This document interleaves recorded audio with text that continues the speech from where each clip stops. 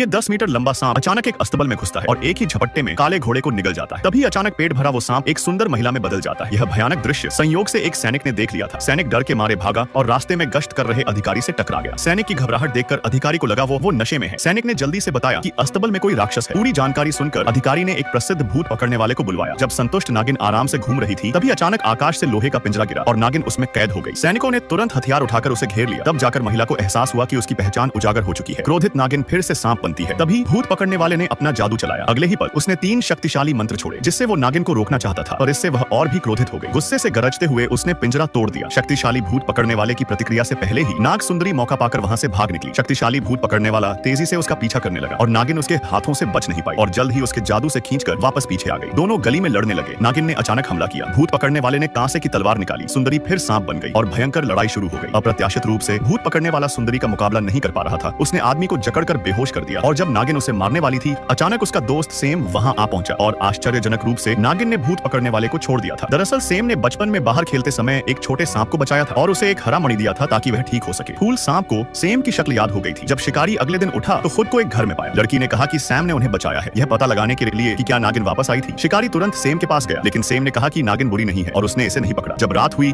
तो नागिन चुपचाप घर लौट आई। पता चला कि वह कमांडर की पत्नी थी और उसी समय कमांडर बहुत दुखी हुआ जब उसे पता चला कि उसकी पत्नी एक नागिन थी, क्योंकि वह और सांप महिला बहुत प्यार करते थे। वह इस मामले के कारण महिला से अलग नहीं होना चाहता था और आदमी के एक घूंट शराब पीने के बाद वह जल्दी से बिस्तर पर लेट गया और सो गया। पता चला कि नागिन ने पहले से शराब में नींद की दवा डाली थी और वह इस बार कमांडर को अलविदा कहने आई थी, क्योंकि वह एक नागिन पैदा हुई थी और कमांडर के साथ जीवन नहीं बिता सकती थी। दूसरे को परेशान न करने के लिए उसने जाने का फैसला किया। एक सांप का छिलका यादगार के रूप में छोड़ा और चुपचाप कमांडर को हमेशा के लिए छोड़ दिया। अगले दिन नागिन ने छिपकर कमांडर को लड़ाई के लिए जाते देखा। फिर सेम के पास जाकर कही कि वो कमांडर को देखकर वह संतुष्ट है। हालांकि उसी समय दूसरी जगह एक लड़की आधी रात को एक बड़े परिवार में घुस गई। पता चला कि ये लड़की एक 9 पूंछ वाली लोमड़ी थी। इस समय वह बहुत भूखी थी। अपनी भूख मिटाने के लिए एक चूजा चुराना चाहती थी, लेकिन अचानक शिकारी वहां पहुंच गए और उसे सुनहरी रस्सी से बांध दिया। फिर भी लड़की अपने असली रूप में आ गई और अपनी 9 पूंछों से शिकारी पर हमला किया। जब वह बचकर खिड़की से कूदकर भागने लगी, शिकारी भाई ने हार नहीं मानी, तुरंत उसका पीछा किया और फिर से लड़ने लगे। अचानक नागिन बीच में मदद करने आई। शिकारी भाई दोनों को पकड़ना चाहते थे, लेकिन तभी सेम फिर से प्रकट हुआ और शिकारी को रोक दिया। पता चला कि लड़की एक 9 पूंछ वाली लोमड़ी के रूप में पैदा हुई थी, लेकिन उसे मनुष्यों के प्रति कोई बुरा इरादा नहीं था। वह सिर्फ सामान्य इंसानों की तरह रहना चाहती थी। सेम के समझाने के बाद दोनों पक्षों ने गलतफहमी दूर कर ली और अंततः संकट का समाधान हो गया।